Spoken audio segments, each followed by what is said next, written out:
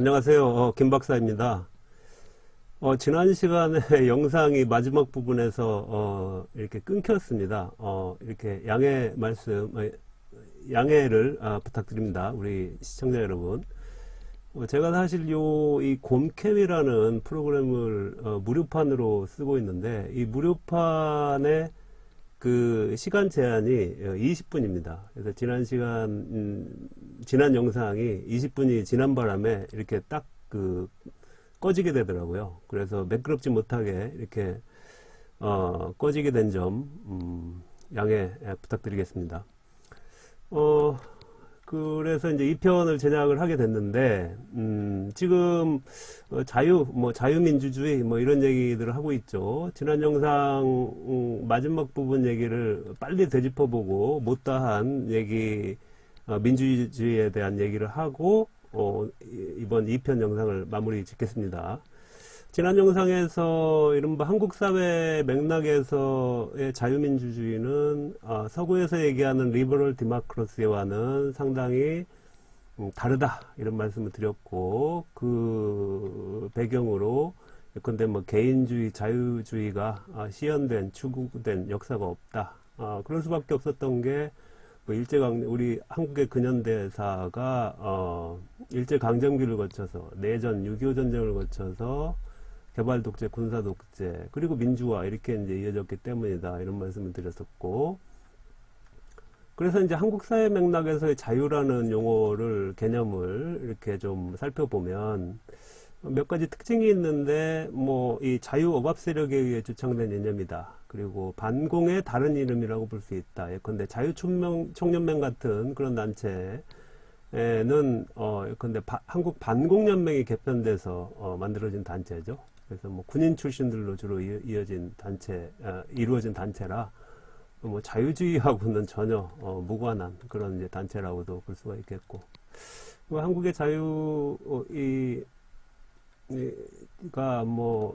독자적 사상 체계로서 발전이 없었죠. 그리고 독재 시절에 행해진 정치적 폭력을 자유라는 이름으로 정당화하는 경우도 많았다. 그래서 자유민주주의, 자유가 결국은 이제 반공 이런 맥락에서 많이 쓰였고, 이 자유민주주의는 이제 반공민주주의라고 봐도 크게 무리가 없겠다. 한국적 맥락에서 이렇게 이제 말씀을 드렸습니다. 그래서 이제 자유민주주의 주창자들이 우리 사회의 권력자라는 것은 우리 사회가 아직 지난 시대에서 벗어나지 못하고 있다. 이렇게 볼 수가 있겠고, 지난 시대 그 남북 대결의 맥락에서, 근데 이 박정희 시대에는 반공이라는 게 국시였다고 하죠. 그래서 그 남북 대결의 맥락에서 반공적 시민을 양성하겠다는 의도가 깔려 있다. 여기에는 이른바 현재 우리 사회에 이른바 보수라고 하는 세력들의 정략적 의도도 많이 반영이 되어 있다라고 볼 수가 있을 것 같습니다.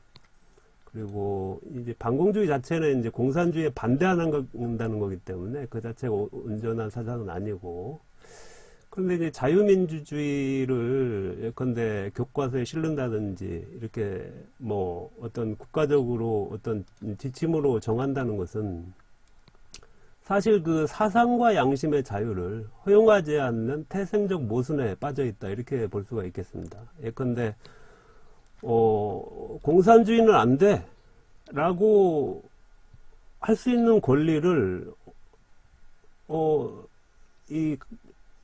어떤 특정 개인이 다른 개인한테 가질 수가 없는 거예요. 진정한 민주주의에서는.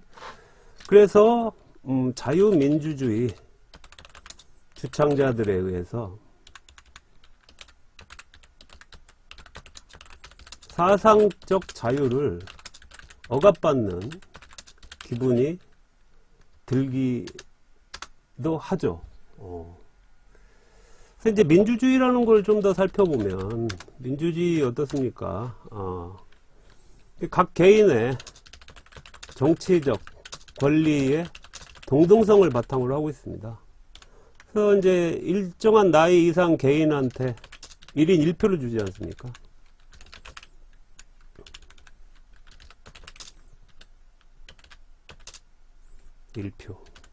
그죠?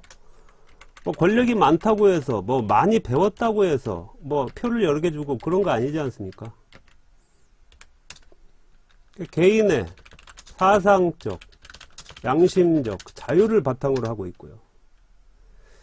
그리고 내 기준으로 타인의 생각이 아무리 비합리적이더라도 누구나 다른 사람에게 생각과 사상을 강요할 수가 없습니다. 다른 사람에게 생각과 사상을 강요할 수가 없어요. 그 다른 사람의 생각이 아무리 이렇게 비합리적이라도, 이 생각이 아무리 비합리적이라도, 그런 그 근거가 없는 거죠. 이른바 민주주의 사회에서는. 그래서 개인의 이제 정치적 판단을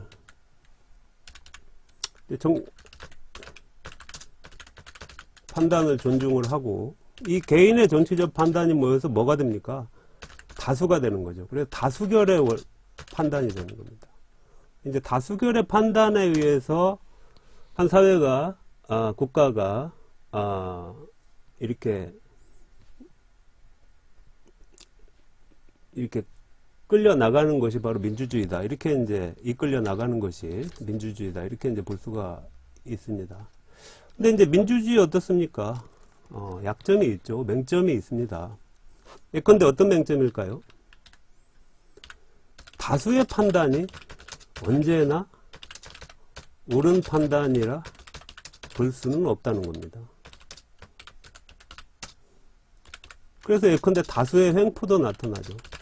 물론 성숙한 민주주의라면 그 다수가 이른바 소수에 대해서도 배려를 하고, 이렇게 돌보고, 뭐 그들을 위해서 또 여러 가지 제도를 뭐 마련하고, 그렇겠습니다만은, 사실상 이 민주주의의 어떤 외형적 제도만을 보면, 다수가 결정하는 거기 때문에, 결국은 다수의 횡포도 일어날 수 있는 그런 맹점이 있다라고, 볼 수가 있을 것 같습니다.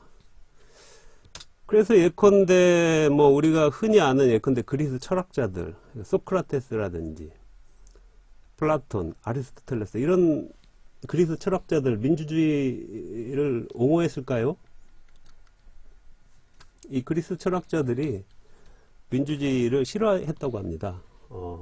그래서 뭐 그런 어떤 다수의 그 당시에는 이제 다수, 대중, 그때 이제 제가 그 대중에 대해서 말씀을 드린 적이 있는데, 대중이라는 어떤 많은 사람들에 대해서 뭐 이렇게 좀 무지한, 근데 뭐 교육받지 못한 뭐 이런 이제 그 부정적 의미로 보기도 했기 때문에 뭐 그런 어떤 대중에 의한 그런 디모크라시를 이렇게 싫어하는 그런 경우도 많았고, 그래서 예컨대 이제 플라톤 같은 경우는 철학자들에 의한 철인 정치 뭐 이렇게 이제 주장하기도 했죠. 그렇게 이제 볼 수가 있을 것 같고, 그래서 이제 그리스 철학자들의 뭐 비판 뭐 이렇게도 볼 수가 있겠고, 그럼에도 불구하고 이런 약점까지도 인정하는 것이 민주주의다. 또 이 약점까지 인정하는 것이 이렇게 이제 볼 수가 있겠습니다.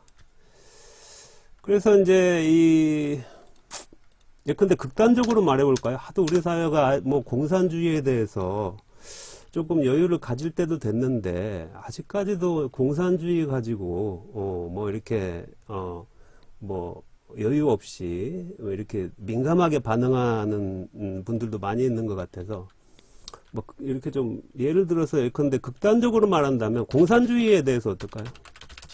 공산주의와 민주주의 관계, 뭐 극단적으로 말한다면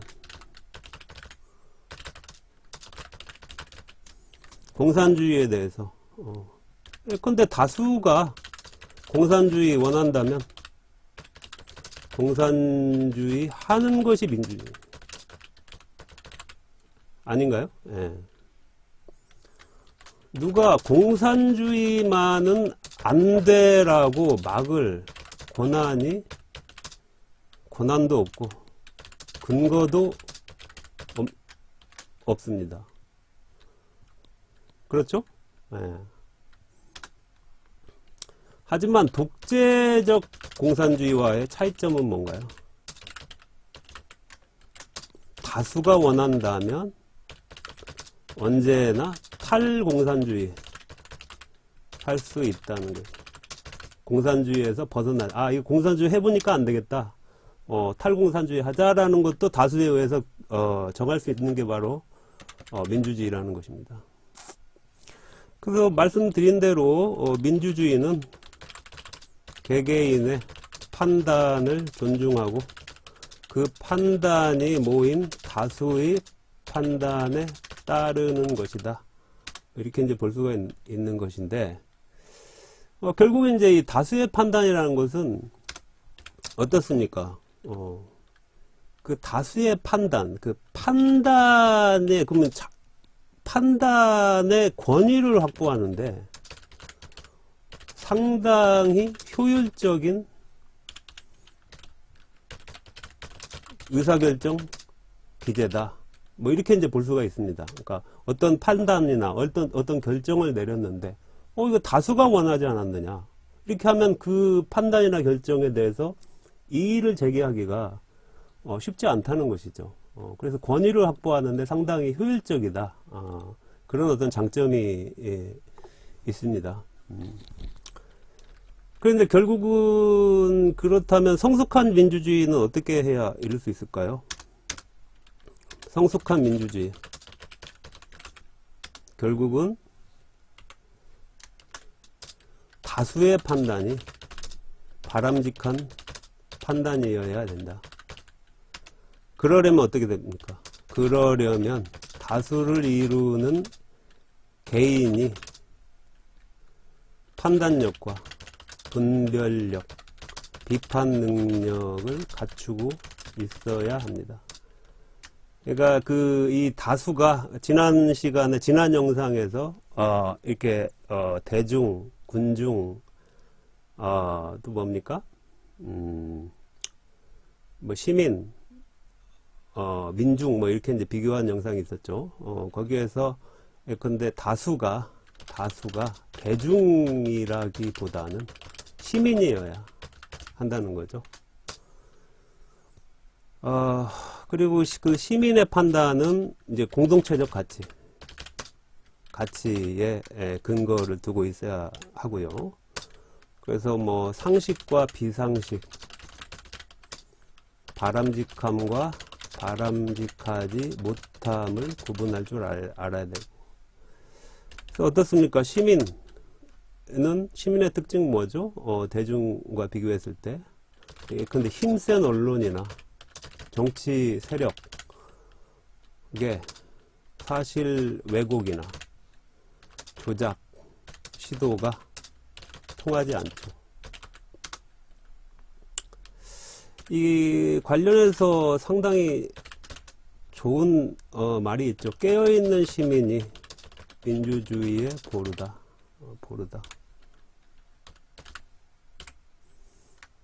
이게 돌아가신 노무현 대통령께서 많이 말씀하신 것 같은데, 상당히 정말 그 민주주의에 대한 그 상당히 많은 사상이 담겨 있는 그런 말인 것 같습니다.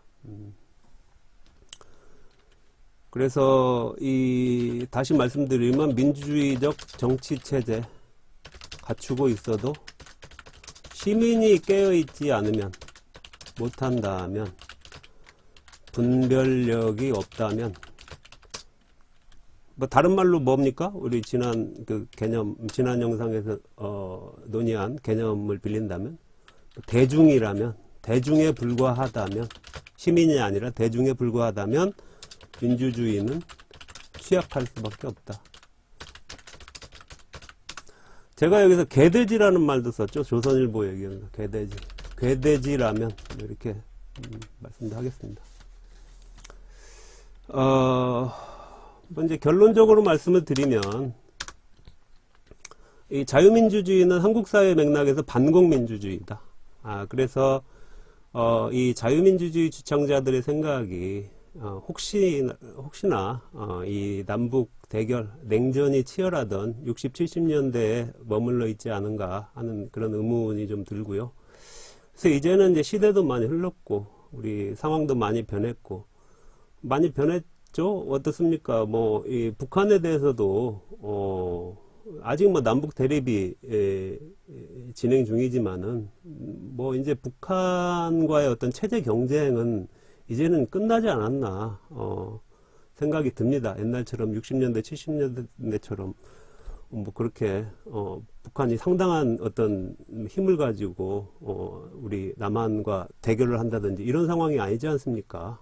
이제 압도적으로 우리 대한민국의 우수성이 이제 증명이 됐고, 이런 상황에서는 조금 더 여유를, 예컨대 공산주의라든지 또 북한에 대해서도 좀 여유를 가지고, 이른바 이제 코리아 하면 이제 우리 대한민국이 대표를 하고, 우리가 대표하는 코리아로서 북한을 어찌됐든 같은 동포고 한 민족이니까 끌고 나가는 그런 어떤 여유와 주도력을 좀 발휘할 때가 되지 않았나, 뭐 이런 생각도 해봅니다. 그래야 우리 사회의 민주주의도 더욱 성숙할 것이라고 생각을 합니다. 자, 오늘은 여기까지 하겠습니다. 다음 영상에서 뵙겠습니다. 고맙습니다.